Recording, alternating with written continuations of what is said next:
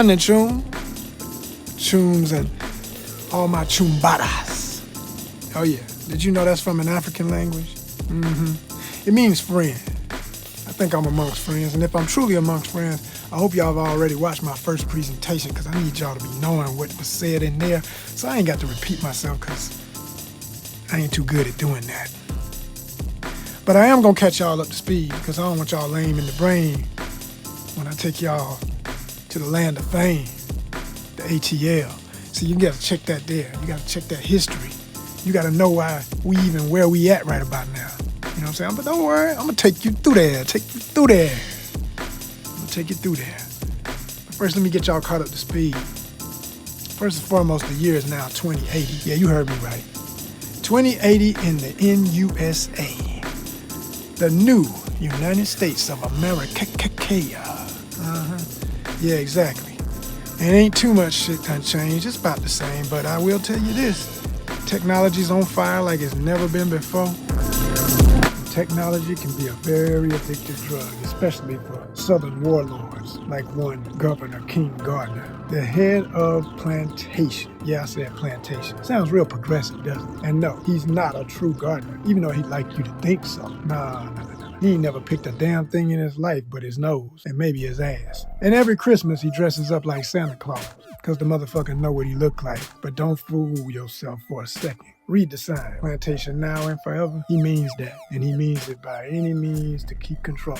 You see that big gigantic pooch? Oh, it's beautiful. Something to behold. You notice how he's just resting his balls right on that electric fence? Yeah, that's because he's electrically charged. And so is the guard on his back. That's how serious the tech is. And don't get fooled that you could just walk around and protest in front of any of his prison industrial complexes. About 100 in the state, 20 of which he likes to reside at. Because outside, there are tons of minefields that'll blow you to smithereens. And if there's anything left for you, the guards might use it for dog kibble. But if you want to take a tour inside, you'd be amazed to see the world's largest economy of marijuana distribution, processed from completely synthetic blend, raised in the Georgia sun. And if you get out of step as an inmate, you're as good as fried by one of his robot guards. See, that's what is the only reason corporations tolerate this totally backwards, psychotic, fascist bastard. Because they love money. And that weed, some of y'all can't get enough. Some of y'all might be smoking that bullshit right now while you're listening to me. You better check the ingredients, because if you didn't grow it, if it came from plantation, you might find yourself feeling a little psychotic one night and can't figure out why. It's that shit you smoking. But anyway, I'm getting a little too deep and ahead of myself before I give y'all the rest of the story. So how the hell did we get here, and why is Georgia in this mess? Well, let's take it all the way back to the original corporate war. Stick with me. You're going to learn something today. Fourth Corporate War and the detonation of Arasaka Tower. It sent economic shockwaves across the continent, hell, across the world. Even here, 2,000 miles from Night City, the collapse of data lines, trade routes, and logistics hit hard. Messed up the entire South. But Atlanta adapted, as we always do. Refugee populations from out west, they soared, bringing innocent families on their last legs, and also the riffraff. Like we ain't got enough of our own knuckleheads up in this motherfucker. What is that about? Why do people always think they can make themselves anew in Atlanta? Because when I tell you the greedy ones were the first ones to arrive, yeah, and I don't just mean the gangsters on the street. No, I'm talking about the real gangsters. The megacorps. Yeah, Militech style. Arasaka. Sure, they already had some influence everywhere in the entire nation. But when I tell you they set up new headquarters in Atlanta, like mushrooms after the rain, they were popping up, y'all. And it was disgusting because you could see they didn't give a damn about what people had been through. All they cared about was bringing us back to a so-called norm just so they could start counting ducats again and put some numbers on the board. The hell with all the people still mourning all of the years of war.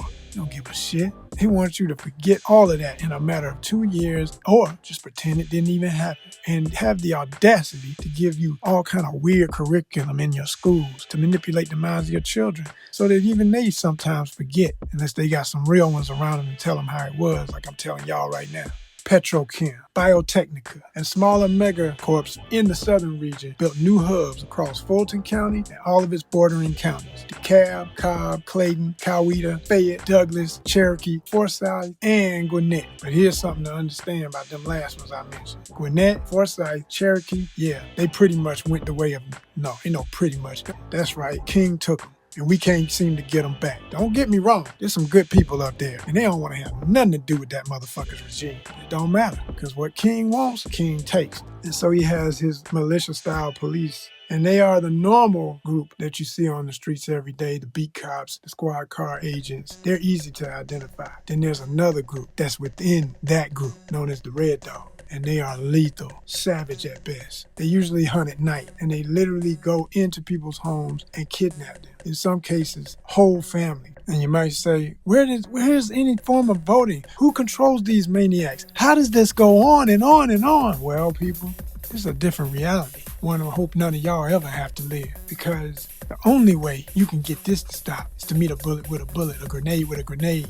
You gotta set up your own task force to fight theirs, and that's what Vader did. Mayor Vader created a group known as her Retrievers. For every group of people ever taken unlawfully, according to what is left of true law and understanding within the definition of Metro Atlanta laws, she sends in her Retrievers to fight the Red Dogs. And when I say fight, they get into it damn near nightly. If not on one side of the county, on the other.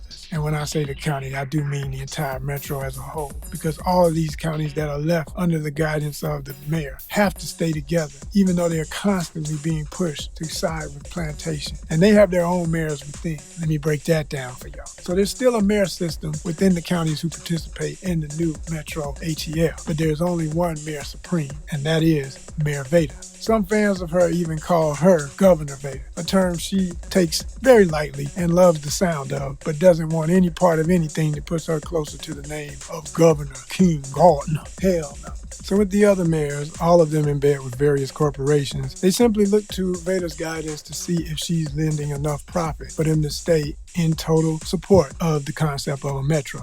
Let me break it fully down. Each major corporation within Atlanta that employs over 500 workers gains electoral privilege. Their employees may vote internally for one candidate. The candidate with the most corporate votes across the metro region becomes the mayor of Atlanta. That's how Vader took her seat, a title bought with loyalty and shareholder blood. The poor, the jobless, the refugees, the street families, they have no vote. And nomads, well, no one's truly off the grid, but in this case, yeah. They live in the shadows of the high-rises under the constant hum of corporate drones, working as disposable labor or surviving in forgotten sectors once called neighborhood. Now don't get it twisted, because this ain't like Night City in the sense that it's surrounded by desert. In the Atlanta region, you've got beautiful woods, and you might say what's left of them, there's plenty. Somehow our woods were very resilient. We still have trees, it's still mostly green, and they still go through all the beautiful seasons. The major thing is that even though something can look so good, it doesn't mean the soil isn't tainted, and it doesn't mean the effects of the war are not still easily seen. So yes, you can still go out and enjoy the great outdoors and try to acquire your own meals. But it all comes with a price tag, and you best be locked and loaded at all times, not just for what you're hunting for, but for what else might be hunting you. Because mad nomads run in the outlands. And then, of course, in the city, if you just gotta be urban, it's infested with the gangs. But you can still have a good time, can't you? Well, of course you can. I mean, there's a sideshow almost every night. Kids spinning out, doing donuts, all kind of rides, beautiful girls. Well, some of them, if that's what you're into. But you better know what you're working with, because not only is there so much technology that anybody can be anything they want to be, literally every other week changing identity, but then you throw in the concoction of all the drugs, the new liquors, and you've got a real spell for putting you either into prison or 6 feet down. But hey, you young, you fly, and you want to get down. Well, I'm going to tell y'all, this is how it gets down. If you get locked up in ATL, you might go to prison, and you might have jail for a few weeks to months, depending on your charges. But if you get locked up anywhere on the borderline territories of the outside of the new metro area, your ass going straight to plantation. No bail, no case, no judges. There's only one judge, jury, and executioner, and his name is Governor Gardner.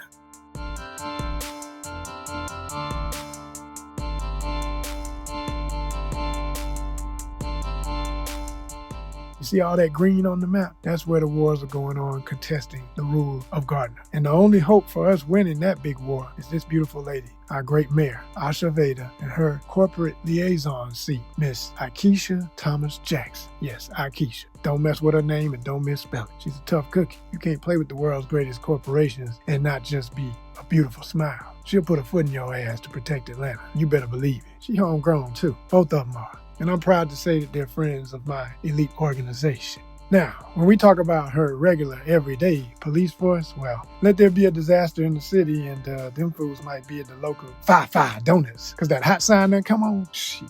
Man, I tell you what, there's a thing called the zone system in Atlanta. And if you ain't within the region of that zone when something goes down, well, hell, them cops will tell you quick. That's a zone 6 situation. I'm 3. We ain't dealing with that. We chilling. Unless, of course, they get a call that they must come through. And that's when the drones come out and all the heavy-duty hitters, like the ones who manage the border. Welcome to Atlanta, policed by Plantation Authority. I know you're saying, wait a minute. I thought you said plantation's on the borderline. Well, these are the entry zones. Yeah. These are the places where you go in and out if you work between the 2 districts. Oh yeah, you can still get a job in plantation, and some people prefer it because they think that they're getting a better bit for their money. But every day you got to deal with these assholes at the border patrol. And don't get caught smuggling anything across plantation lines or even back into Atlanta lines, because the Red Dogs, oh my gosh, man, they gonna have a ball with you. They might use you as target practice first so they can warm up before they go on their next deportation raids. Oh yeah, you gotta understand, we're like a state within a state right now. The new Metro Atlanta is not considered a part of Georgia to Governor Gardner. He literally looks at it as an invasive species on the map. And he sends these monsters every fucking night and they raid. And he thinks it's just gonna be sweet. But he gonna learn the hard way, because the A don't be in for nobody.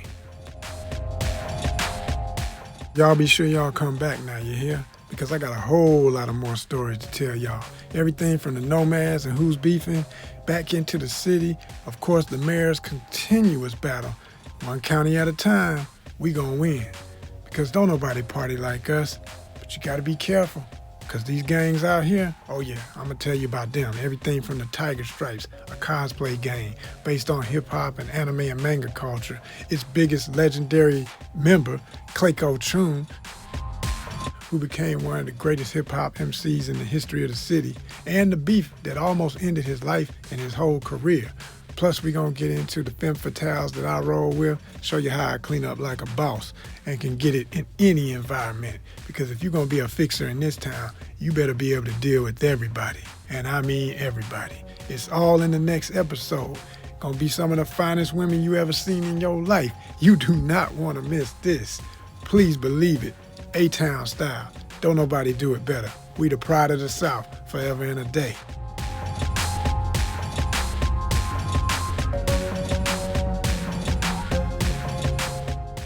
Mantis from Atlantis.